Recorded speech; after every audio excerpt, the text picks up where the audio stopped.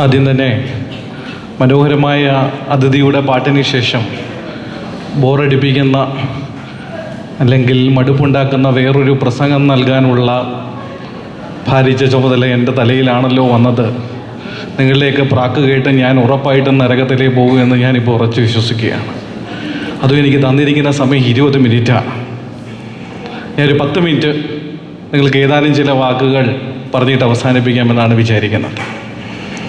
വേദിയിലും സദസ്സിലുമുള്ള ബഹുമാന്യരെ, പ്രത്യേകിച്ചും ഈ വേദിയിലിരിക്കുന്ന വിദ്യാർത്ഥി പ്രതിനിധി ഗൗരി കൃഷ്ണ എമ്മിനാണ് എൻ്റെ സ്വാഗതം പറയാനുള്ളത്. കാരണം ഞാനും ഗൗരി കൃഷ്ണയെ പോലെ നിരവധി തവണ നിരവധി വേദികളിൽ അവസാനം പ്രസംഗിക്കുവാനും സ്കൂളിൽ ഏറ്റവും അവസാനം സമ്മാനം കിട്ടാനും ഒക്കെ ആയിട്ട് നിരവധി മത്സരങ്ങളിൽ പോയി കാത്തിരുന്നിട്ടുണ്ട്.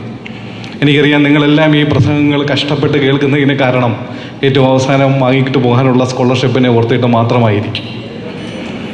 ഞാൻ എന്തുകൊണ്ടാണ് എന്നെ ഈ ചടങ്ങിന് വിളിച്ചത് എന്ന് ആദ്യം ആലോചിച്ചു. ഒരു സിവിൽ സർവീസ് ഉദ്യോഗസ്ഥനായതുകൊണ്ടാണോ, ഒരു ബാലസാഹിത്യം എഴുതുന്ന ഒരു എഴുത്തുകാരനായിട്ടാണോ എന്നൊക്കെ ആലോചിച്ചു. പിന്നീടാണ് എനിക്ക് മനസ്സിലായത്, ഞാൻ എൻ്റെ സ്കൂൾ കോളേജ് കാലഘട്ടത്തിൽ നിങ്ങളെ ഈ കൊച്ചുകൂട്ടുകാരിലെ ഓരോരുത്തരെ പോലെ തന്നെ ഒരു മത്സര തൊഴിലാളിയായിരുന്നു.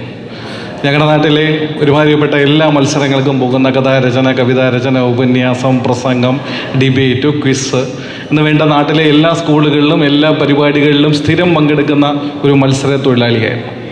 അതും ഈ മത്സര തൊഴിലാളിയുടെ പ്രധാനപ്പെട്ട ഉദ്ദേശം ട്രോഫിയും സർട്ടിഫിക്കറ്റും അല്ല, ക്യാഷ് അവാർഡുള്ളതാണ് നമ്മുടെ പ്രധാനപ്പെട്ട ഫോക്കസ്. അക്കാലത്ത് ഏതെങ്കിലും പുസ്തകങ്ങൾ മേടിക്കണമെങ്കിൽ ക്യാഷ് അവാർഡ് വേണം. അതുകൊണ്ട് ഈ ട്രോഫികൾ കിട്ടി വീട്ടിലെ അലമാര നിറഞ്ഞതുകൊണ്ട് എൻ്റെ വീട്ടുകാരും പറയുമായിരുന്നു, ഈ ട്രോഫി കൊണ്ടുവരരുത്, ക്യാഷ് അവാർഡുള്ള മത്സരങ്ങൾക്ക് മാത്രമേ പോകാവൂ എന്ന്. അതുകൊണ്ട് തന്നെ നിങ്ങൾ ഓരോരുത്തരും ഇന്ന് ഈ മത്സരങ്ങളിൽ പങ്കെടുത്ത ആളുകളെ നിങ്ങൾ എവിടെയെങ്കിലും ജീവിതത്തിൽ വെച്ച് കാണും. ഞാനിത് പറയാൻ കാരണം, ഞാൻ 2007 CET കോളേജ് ഓഫ് എഞ്ചിനീയറിങ്ങിൻ്റെ ധ്വനി എന്ന് പറയുന്ന ഒരു പ്രോഗ്രാമിൽ ചെറുകഥാ മത്സരത്തിൽ പങ്കെടുത്തു. എനിക്കന്ന് 2ാം സ്ഥാനമാണ് കിട്ടിയത്. അപ്പോൾ 1ാം സ്ഥാനം ആർക്കാണ് കിട്ടിയത്? കാരണം എനിക്ക് സ്ഥിരം കഥയ്ക്ക് 1ാം സ്ഥാനം കിട്ടുമായിരുന്നു. അപ്പോൾ ആർക്കാണ് കിട്ടിയതെന്നറിയാൻ വേണ്ടി ഞാൻ തപ്പിപ്പോയി. അപ്പോൾ ഒരു GS സമീരനാണ് കിട്ടിയത്. ഈ സമീരൻ, അദ്ദേഹം പിന്നീട് 2011 IAS കിട്ടി. അദ്ദേഹം ഇപ്പോൾ തമിഴ്നാട് കേഡറിലുണ്ട്. അതേപോലെ ഞാൻ യൂണിവേഴ്സിറ്റി യൂണിയൻ കലോത്സവത്തിൽ പങ്കെടുക്കുമ്പോൾ ഡിബേറ്റിന് ഞാൻ ഒരാളെ തോൽപ്പിച്ചു. ആ ആളെ നിങ്ങളറിയും, ഇന്നത്തെ മുമ്പ് യുവജന കമ്മീഷൻ്റെ ചെയർപേഴ്സണായിരുന്ന ചിന്താ ജെറോ ആയിരുന്നു അന്ന് ഡിബേറ്റ് ഞങ്ങളോടൊപ്പം മത്സരിക്കാനുണ്ടായിരുന്നത്. ഇങ്ങനെ അക്കാലത്ത് കണ്ട മത്സര ഇടങ്ങളിൽ വെച്ച് കണ്ട പല ആളുകളെയും പിൽക്കാലത്ത് സിവിൽ സർവീസിൻ്റെയും പല ഉന്നത ജോലികൾക്കിടയിലും കാണാനുള്ള ഭാഗ്യം അത് പല ജില്ലകളെ കേന്ദ്രീകരിച്ച് എനിക്ക് കിട്ടിയിട്ടുണ്ട്. ഞാൻ പറഞ്ഞു വരുന്നത്, ഈ മത്സരങ്ങളിൽ നിങ്ങൾ കാണുന്ന ചില അപരിചിതരായ ചില ആളുകൾ കാണും. ഇപ്പോൾ ഉദാഹരണത്തിന്, എനിക്ക് യൂണിവേഴ്സിറ്റി കലോത്സവത്തിൽ എനിക്ക് ഉറപ്പുണ്ടായിരുന്നു എനിക്ക് പോയത്തിന് 1ാം സ്ഥാനം കിട്ടുമെന്ന്. അപ്പം ഞാൻ പ്രതീക്ഷിച്ചിരിക്കുകയാണ്. കാരണം കഥയ്ക്ക് എനിക്ക് 1ാം സ്ഥാനം കിട്ടി. അപ്പം നെക്സ്റ്റ് ഡേ പോയത്തിൻ്റെ റിസൾട്ട് വരികയാണ്. ഞാൻ നോക്കുമ്പോൾ എനിക്ക് 1ാം സ്ഥാനമില്ല, 2ാം സ്ഥാനം. 1ാം സ്ഥാനം യൂണിവേഴ്സിറ്റി കോളേജിൽ തന്നെ ഒരു അരുവിക്കാണ് കിട്ടിയത്. അപ്പം ഞാൻ ആലോചിച്ചു, ഇത് ഏതാണ് ഈ അരുവി? നമ്മുടെ പുതിയ ശത്രു അവതാരം എടുത്തിരിക്കുന്നു. അപ്പോൾ ഞാൻ അരുവിയെ തേടിപ്പോയി. അപ്പോൾ അരുവി വേറെ മത്സരങ്ങളിലൊന്നും പങ്കെടുത്തിട്ടില്ല. ഞാൻ പറയുന്നത്, ഇവിടെ വരാത്ത നൂറുകണക്കിന് ആളുകൾ ഒരുപക്ഷെ പുറത്തുണ്ടായിരിക്കും. അപ്പോൾ ഈ നിങ്ങൾക്കിപ്പം സമ്മാനം കിട്ടിയതോ കിട്ടാത്തതോ അല്ല, മറിച്ച് മത്സരക്ഷമത നമ്മുടെ ഉദ്ഘാടകൻ സൂചിപ്പിച്ചതുപോലെ വളരെ പ്രധാനപ്പെട്ടതാണ്. അത് ചെറുപ്പം മുതലുള്ള ക്ലാസ്സുകളിൽ നിന്ന് വരുന്നതാണ്. പക്ഷേ എനിക്ക് മനസ്സിലാവാത്തത്, ഞാൻ സിവിൽ സർവീസിൽ ജയിച്ചു എന്ന് ഇവിടെ പറഞ്ഞല്ലോ, ഉയർന്ന റാങ്ക് കിട്ടിയെന്ന് പറഞ്ഞല്ലോ. ഞാൻ നിങ്ങളോട് സത്യം പറയാൻ ആഗ്രഹിക്കുകയാണ്. ഞാൻ 10ാം ക്ലാസ്സിലെ മോഡൽ പരീക്ഷയ്ക്ക് മാത്തമാറ്റിക്സിന് 13 മാർക്ക് മേടിച്ച് ഭംഗിയായിട്ട് തോറ്റ ആളാണ്. ഈ സത്യം ഞാൻ നിങ്ങളോട് പറയുന്നതിൽ എനിക്ക് വലിയ ചാരിതാർത്ഥ്യമുണ്ട്. കാരണം മാത്സിന് ജയിക്കുന്നതാണ്, അല്ലെങ്കിൽ നിങ്ങൾക്ക് ഹിന്ദി അറിയുന്നതാണ്, അല്ലെങ്കിൽ ഇംഗ്ലീഷ് അറിയുന്നതാണ് അറിവിൻ്റെ അടിസ്ഥാനമെന്ന് കരുതുന്ന ഒരു പ്രൈമറി ക്ലാസ്സുകളിലാണ് ഞാൻ പഠിച്ചു വളർന്നത്. ഞാൻ എൻ്റെ മാത്സിന് വെറുത്തു പോയതിന് കാരണം എൻ്റെ മാത്സ് അധ്യാപകനാണ്. അതിന് കാരണം, ഈ മാത്സ് അധ്യാപകൻ്റെ അനന്തരവൾ എൻ്റെ ക്ലാസ്സിൽ ഞങ്ങൾ ബോയ്സ് ഇരിക്കുന്ന ബെഞ്ചിൻ്റെ അങ്ങേപ്പുറത്തെ ഗേൾസിൻ്റെ ബെഞ്ചിൽ 1ാം സ്ഥാനക്കാരിയായിട്ട് ഇരിപ്പുണ്ടായിരുന്നു. അവളായിരുന്നു എക്കാലത്തെയും എൻ്റെ ശത്രു. അവൾ ഇക്കാലത്തും രക്ഷപ്പെട്ടിട്ടില്ല. അപ്പം എൻ്റെ സിവിൽ സർവീസിൻ്റെ റിസൾട്ട് വന്നപ്പം എനിക്കതിലും വലിയ സന്തോഷമുണ്ട്. ആക്ച്വലി എൻ്റെ സിവിൽ സർവീസിൻ്റെ റിസൾട്ട് വന്നപ്പോൾ ഞാൻ ആദ്യം വിളിച്ചു പറഞ്ഞത് അവളെയാണ്. കാരണം എനിക്ക് അവളോടുള്ള ശത്രുത തീരുന്നില്ല.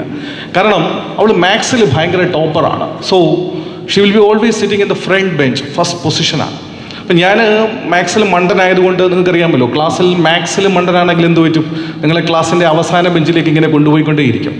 അപ്പം ഞാനിങ്ങനെ അവസാന ബെഞ്ചിലിരുന്ന്, നമ്മൾക്ക് പക്ഷേ എല്ലാ പരിപാടിയും അറിയാം. ഈ റബ്ബർ ബാൻഡൊക്കെ വെച്ച് വലിച്ചു വിടാൻ അറിയാം, അതേപോലെ പ്ലെയിൻ ഉണ്ടാക്കി പറത്താൻ അറിയാം, കൃത്യമായിട്ട് തലമുടിയിൽ അത് കൊണ്ടുവന്ന് വെപ്പിക്കാൻ അറിയാം. നിങ്ങൾ എത്ര പേർക്ക് ഇതൊക്കെ അറിയാമെന്ന് എനിക്കറിയില്ല, പക്ഷേ ഇതൊക്കെ വളരെ അത്യന്താപേക്ഷിതമായ ഒരു സ്കില്ലാണ് എന്ന് ഞാൻ ഉറച്ചു വിശ്വസിക്കുന്നു. ഒരുപക്ഷേ നിങ്ങൾ ഈ പറയുന്ന മത്സരക്ഷമതയോടൊപ്പം തന്നെ ഇത്തരം സ്കില്ലുകളും നിങ്ങൾ സ്കൂളിൽ നിന്ന് പഠിക്കേണ്ടതുണ്ട്. അപ്പം അന്നത്തെ ഞങ്ങളുടെ ഒരു പ്രധാനപ്പെട്ട പ്രശ്നം എല്ലാം കാണാതെ പഠിക്കുന്ന ഒരു ജനറേഷനായിരുന്നു ഞങ്ങളുടേത്. അപ്പോൾ സ്കൂളിൽ അവസാന ബെഞ്ചിൽ എൻ്റെ ലെഫ്റ്റിലും റൈറ്റിലും ഇരുന്നവരെ ഞാൻ ഇന്നും മറന്നിട്ടില്ല. അതിന് കാരണം എൻ്റെ റൈറ്റിലൊരു ഷിബു ഉണ്ടായിരുന്നു. ഷിബു നല്ല വണ്ണമുള്ള ഒരാളായിരുന്നു. ഷിബു അക്കാലത്ത് ഷിബുവിൻ്റെ പ്രധാനപ്പെട്ട ചുമതല എന്നെ ആളുകൾ ബുള്ളിങ് ചെയ്യുമ്പോൾ അല്ലെങ്കിൽ നമ്മളെ പരിഹസിക്കുമ്പോൾ, നമ്മളെ അടിയുണ്ടാക്കാൻ വരുമ്പം ഷിബുവാണ് പ്രൊട്ടക്റ്റ് ചെയ്യുന്നത്. ലെഫ്റ്റിൽ ഒരു രാജേഷുണ്ട്. രാജേഷ് ഭയങ്കര എല്ലുമ്പനാണ്. അപ്പോൾ രാജേഷിൻ്റെ ഒരു പ്രധാനപ്പെട്ട ചുമതല എന്ന് പറയുന്നത് ഈ ഉത്തരങ്ങൾ കയ്യിൽ എഴുതിക്കൊണ്ട് വരിക, അതേപോലെ ചെരുപ്പിൻ്റെ അകത്ത് എഴുതുക. നിങ്ങൾക്കറിയില്ല, ഇപ്പോൾ പുതിയ ടെക്നോളജിയൊക്കെ ഉണ്ട്. അപ്പോൾ ഞാൻ ആ ടെക്നോളജിയെക്കുറിച്ചൊന്നും പറയുന്നില്ല.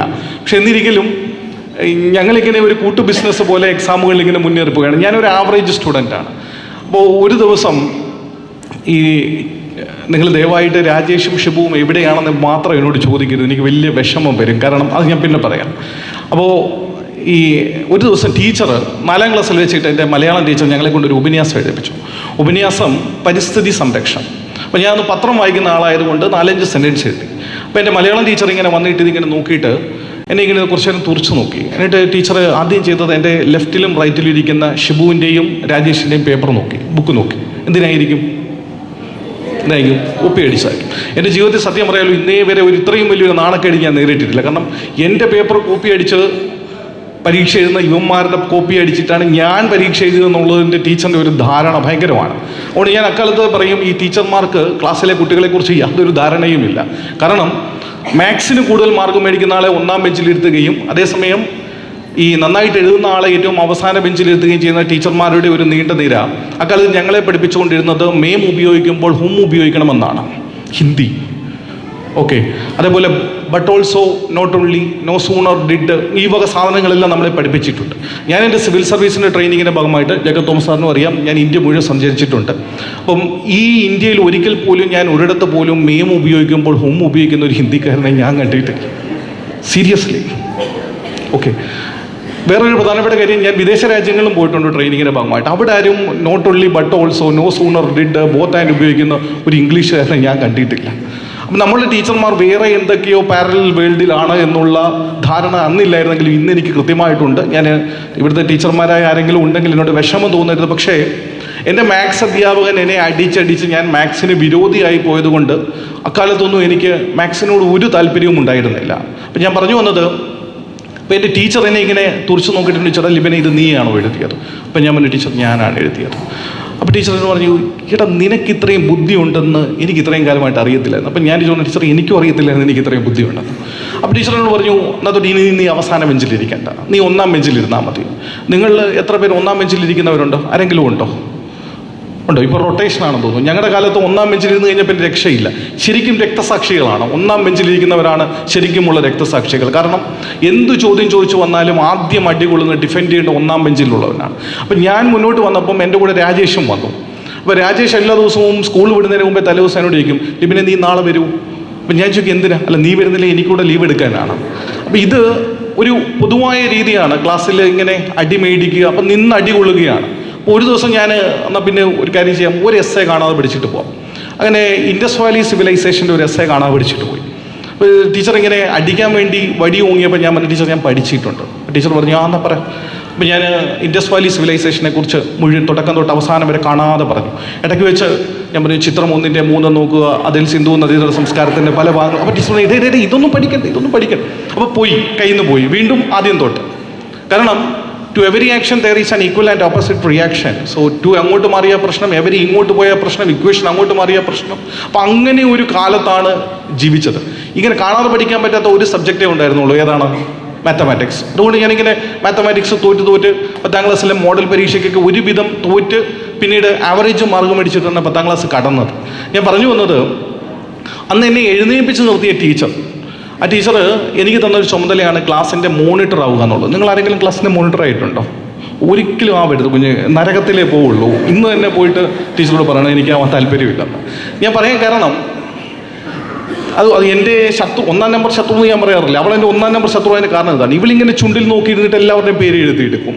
എന്നിട്ട് ടീച്ചറിൻ്റെ അടുത്ത് കൊണ്ടുപോയി വടി കൊണ്ടുവന്ന് നമുക്ക് അടി കിട്ടുമ്പോൾ നമുക്ക് ഭയങ്കര സന്തോഷമാണ്. മോൾ അങ്ങനെയല്ലെന്നാണ് ഞാൻ വിചാരിക്കുന്നത്. ഓക്കെ, ബട്ട് സ്റ്റിൽ ഞാൻ വിചാരിക്കുന്നത് ഇത്തരത്തിലുള്ള കാര്യങ്ങൾക്കിടയിലൂടെ ടീച്ചറപ്പോൾ എന്നെ എഴുന്നേൽപ്പിച്ച് നിർത്തിയിട്ട് എന്നോട് ചോദിക്കുകയാണ്, എൻ്റെ 10 മിനിറ്റ് കഴിഞ്ഞു, നിർത്തണോ അതോ കണ്ടിന്യൂ ചെയ്യണോ? Okay, they have given me 20 minutes, but I am taking another 3 minutes. അപ്പോൾ ടീച്ചർ എന്നെ എഴുന്നേൽപ്പിച്ച് നിർത്തിയിട്ട് പറഞ്ഞു, നിനക്ക് എന്തായി തീരണം? അപ്പോൾ എൻ്റെ അന്നത്തെ ഒരു വലിയ ആഗ്രഹം, ഞങ്ങളുടെ LP സ്കൂളിൽ, സാധാരണ ഒരു നാട്ടിൻപുറത്ത് ഗവൺമെൻറ് മീഡിയത്തിൽ, ഗവൺമെൻറ് സ്കൂളിൽ മലയാളം മീഡിയത്തിൽ പഠിക്കുന്ന ഒരു സാധാരണക്കാരൻ്റെ ഒരു ആഗ്രഹം വലുതായിട്ടുള്ളത്, ഇവിടുത്തെ മൈക്ക് ഓപ്പറേറ്റർ ഇവിടെ അദ്ദേഹം ഒരു മൈക്ക് ഓപ്പറേറ്റർ ആവണമെന്നാണ് എൻ്റെ ആഗ്രഹം. അത് ഒരു വലിയ ആഗ്രഹമാണ്, മൈക്ക് ഓപ്പറേറ്റർ ആവണം. അപ്പോൾ ഞാൻ ടീച്ചർ പറഞ്ഞു, ടീച്ചർ എനിക്ക് മൈക്ക് ഓപ്പറേറ്റർ ആവണം. പിടിച്ചു പറഞ്ഞു, ഡാ ഇതൊക്കെ ഏത് മണ്ടനും ആവാം, നീ വേറെ എന്തെങ്കിലും വലിയ ആഗ്രഹം പറ. അപ്പോൾ എൻ്റെ മനസ്സിൽ ഇങ്ങനെ ഒരു ആഗ്രഹം വന്നു. അതായത് ഞാൻ എൻ്റെ LP സ്കൂളിൻ്റെ വരാന്തയിൽ നിന്നപ്പോൾ, എൻ്റെ LP സ്കൂൾ ഉയർന്ന ഒരു സ്ഥലത്താണ്. അപ്പോൾ അതിൻ്റെ വരാന്തയിൽ നിന്നപ്പോൾ കണ്ട ഒരു കാഴ്ച, ഒരു വലിയ ഉദ്യോഗസ്ഥൻ്റെ കാറ് ഒരു നീല ബീക്കൺ ലൈറ്റ് വെച്ച് പൊടി പകർത്തി പാഞ്ഞു പോകുന്ന ഒരു കാഴ്ച. അപ്പോൾ ഞാൻ ആ സ്കൂളിലെ പിയൂണോട് ചോദിച്ചു, ഇതാരാണ് പോകുന്നത്? അപ്പോൾ പറഞ്ഞു, ഇദ്ദേഹം ഒരു സിവിൽ സർവീസ് ഉദ്യോഗസ്ഥനാണ്. അപ്പോൾ ഞാൻ വിളിച്ചു, കൊള്ളാലോ. അപ്പോൾ ഇതെൻ്റെ മനസ്സിൽ ഇങ്ങനെ കിടപ്പുണ്ട്. അപ്പോൾ ടീച്ചർ ഇത് എൻ്റെ ആദ്യത്തെ മൈക്ക് ഓപ്പറേറ്റർ തള്ളിക്കളഞ്ഞപ്പോൾ ഞാൻ ടീച്ചർ അങ്ങനെയാണെങ്കിൽ എനിക്കൊരു സിവിൽ സർവീസുകാരനാവണം. ടീച്ചറിൻ്റെ ലിബിനെ ഇതൊക്കെ വലിയ ആളുകൾക്ക് പറഞ്ഞിട്ടുള്ളൂ, നീ കുറച്ചുകൂടെ താഴും. അതാണ് ഞാൻ പറയുന്നത്, നമ്മൾ ടീച്ചർമാർക്ക് നമ്മളെക്കുറിച്ച് കൃത്യമായ ധാരണകളുണ്ടെന്നാണ് ഞാൻ അക്കാലത്ത് വിശ്വസിച്ചിരുന്നത്. പക്ഷേ ഇന്ന് ഞാനത് വിശ്വസിക്കുന്നില്ല എന്ന് ഞാൻ ടീച്ചർമാർ ദയവായിട്ട് എന്നോട് ക്ഷമിക്കണം.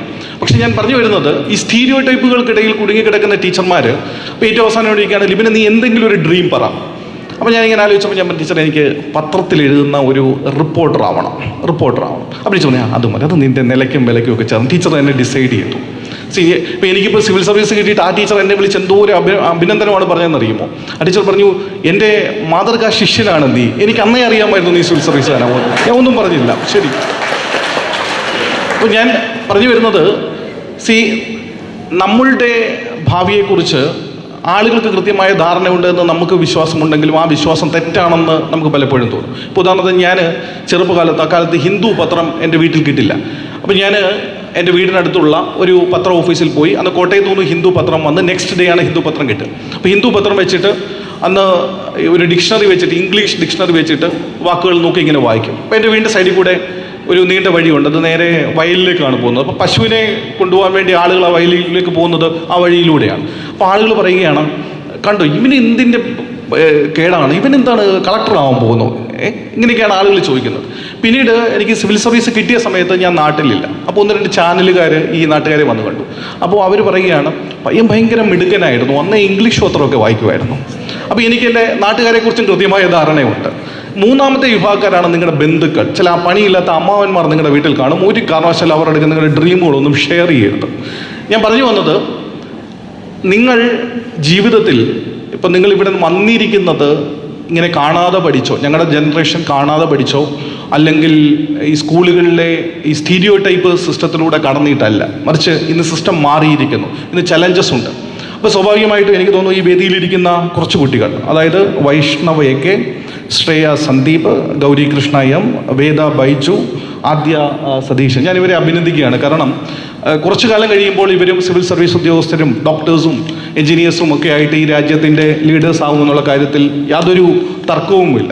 പക്ഷേ എനിക്ക് പലപ്പോഴും തോന്നാറുള്ളത്, എനിക്ക് സിവിൽ സർവീസ് കിട്ടിയിരുന്നപ്പോൾ അതേപോലെ കിട്ടാൻ യോഗ്യതയുള്ള ഒരാൾ എൻ്റെ കൂടെ ക്ലാസ്സിൽ പഠിച്ചിരുന്നു, എൻ്റെ കൂടെ 6ാം ക്ലാസ്സിൽ പഠിച്ചിരുന്നു. അവൻ്റെ പേര് ഷിഹാബ് എന്നാണ്. ഞാൻ ഒരുപക്ഷെ ഈ കഥ നിങ്ങളോട് പറയുന്നതിന് ഒരു പ്രധാനപ്പെട്ട കാരണം കൂടിയുണ്ട്. ഈ ഷിഹാബ് ഒരു സാധാരണ ഒരു കൂലിപ്പണിക്കാരുടെ ഫാമിലിയിൽ നിന്ന് വരുന്ന ഒരാളാണ്. അച്ഛനും അമ്മയും കൂലിപ്പണിക്കാരാണ്.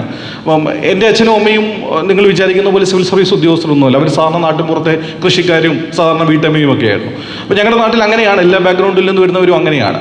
പക്ഷേ ഷിഹാബിൻ്റെ അച്ഛനും അമ്മയും വളരെ താഴ്ന്ന സാമ്പത്തിക പശ്ചാത്തലത്തിലുള്ളവരാണ്. അതായത് ഒരു സാധാരണ ഷർട്ട് വാങ്ങാനോ അല്ലെങ്കിൽ ഒരു പാൻറ് വാങ്ങാനോ പോലും പണമില്ലാത്തത്. അപ്പോൾ ഞങ്ങളുടെ അക്കാലത്ത് ഞങ്ങളുടെ സ്കൂളിലെ ഞാൻ പറഞ്ഞ മാത്സ് അധ്യാപകൻ, അപ്പോൾ അദ്ദേഹത്തിന് എല്ലാവരെയും സഹായിക്കണം. അപ്പോൾ സഹായിക്കണമെന്ന് മാത്രമല്ല, അത് 4 പേര് അറിയുകയും വേണം. അപ്പോൾ അദ്ദേഹം എന്ത് ചെയ്തു, ഷിഹാബ് ഒരു ദിവസം ഒരു കരിമ്പൻ അടിച്ച, നിങ്ങൾക്ക് കരിമ്പൻ എന്ന് പറഞ്ഞാൽ പുതിയ കുട്ടികൾക്ക് അറിയാമോ? കേട്ടിട്ടുണ്ടോ? എന്താണ് കരിമ്പൻ എന്ന് കേട്ടിട്ടുണ്ടോ? അറിയാമോ? നിങ്ങളുടെ മാതാപിതാക്കൾക്ക് അറിയാം, പക്ഷേ കുട്ടികൾക്ക് ഒരു പക്ഷേ അറിയണമെന്നില്ല. മോനെ എന്തോ കൂട്ടാ കരിമ്പൻ? തീർന്നു, പോട്ടെ. നമ്മളെ പറഞ്ഞിട്ട് ഗൂഗിളില്ലല്ലേ, സോറി. ഓടെ അപ്പോൾ ഞാൻ തന്നെ പറയാം, കരിമ്പൻ എന്ന് പറഞ്ഞാൽ നമ്മുടെ വൈറ്റ് ഡ്രസ്സിൽ വരുന്ന ചെറിയ കറുപ്പുള്ള കുത്തുകളായിട്ടുള്ളതാണ്. അപ്പോൾ ഈ കുറേ കാലം നിങ്ങൾ ഷർട്ട് ഉണക്കാൻ ഇട്ടിട്ട് കൃത്യമായിട്ട് ഉണങ്ങിയില്ലെങ്കിൽ കരിമ്പൻ അടിക്കും. അപ്പോൾ ഒരു ദിവസം ഷിഹാബ് ഒരു കരിമ്പൻ അടിച്ച ഷർട്ടുമായിട്ട് ക്ലാസ്സിൽ വന്നു. അപ്പോൾ ആകെ ചെളി പിടിച്ചൊരു ഷർട്ടാണ്. അപ്പോൾ ഈ സാറ് കണ്ടപ്പോൾ സാറ് പറഞ്ഞു, നീ വാ എന്ന് പറഞ്ഞിട്ട് അവനെ വിളിച്ചിട്ട് പോയി. എന്നിട്ട് ഞങ്ങൾ തൊട്ടടുത്തൊരു ടെക്സ്റ്റൈൽസ് കടയുണ്ട്. ആ ടെക്സ്റ്റൈൽസ് കടയിൽ പോയിട്ട് ഒരു 2 ജോഡി ഷർട്ട് വാങ്ങിയിട്ട് ഞങ്ങളുടെ എല്ലാവരുടെയും മുമ്പിൽ വെച്ചിട്ട് ഷിഹാബിന് കൊടുത്തു. കണ്ടോ, ഞാൻ ഷിഹാബിന് നൽകുന്നു. പക്ഷേ എനിക്ക് മനസ്സിലായ കാര്യം, പഠിക്കാൻ മിടുക്കനായിരുന്ന 2ാം സ്ഥാനത്തുണ്ടായിരുന്ന ഷിഹാബ് അടുത്ത ദിവസം ക്ലാസ്സിൽ വന്നില്ല. ക്ലാസ്സിൽ വരാഞ്ഞതിന് കാരണം, നിങ്ങൾ ഒരാൾക്ക് ഒരു സഹായം ചെയ്യുമ്പോൾ, ഒരു ധനസഹായം ചെയ്യുമ്പോൾ, അതൊരു വലിയ അത് സ്വന്തം കൂട്ടുകാരുടെ മുമ്പിൽ വെച്ച് ചെയ്യുമ്പോൾ അതൊരു കുട്ടിയിൽ ഏൽപ്പിക്കുന്ന മുറിവ് ഒരുപക്ഷെ അധ്യാപകർക്കോ ആർക്കും അറിയില്ല. ഓക്കെ, പക്ഷെ ഷിഹാബിനെ പോലെ അല്ല നിങ്ങൾ പോരടിച്ച് ഇന്നിവിടെ മത്സരിച്ച് കാശ് മേടിക്കാൻ വേണ്ടി വന്നവരാണ്. 1 ലക്ഷം രൂപയാണ് നിങ്ങൾ ഇവിടുന്ന് ഇവരുടെ കയ്യിൽ നിന്ന് മേടിച്ചുകൊണ്ട് പോകുന്നത്. ഇങ്ങനെ കൂടുതൽ പൈസ മയിൽപ്പീലിയിൽ നിന്ന് തിരിച്ചു മേടിക്കാൻ നിങ്ങൾക്ക് കഴിയട്ടെ എന്ന് ആശംസിച്ചുകൊണ്ട് ഇവിടെ ഇരിക്കുന്ന എല്ലാവർക്കും നല്ലൊരു മത്സരക്ഷമതയുള്ള ജനറേഷനായിട്ട് മാറാൻ കഴിയട്ടെ എന്ന് ആശംസിച്ചുകൊണ്ട് നിർത്തുന്നു. നന്ദി, നമസ്കാരം.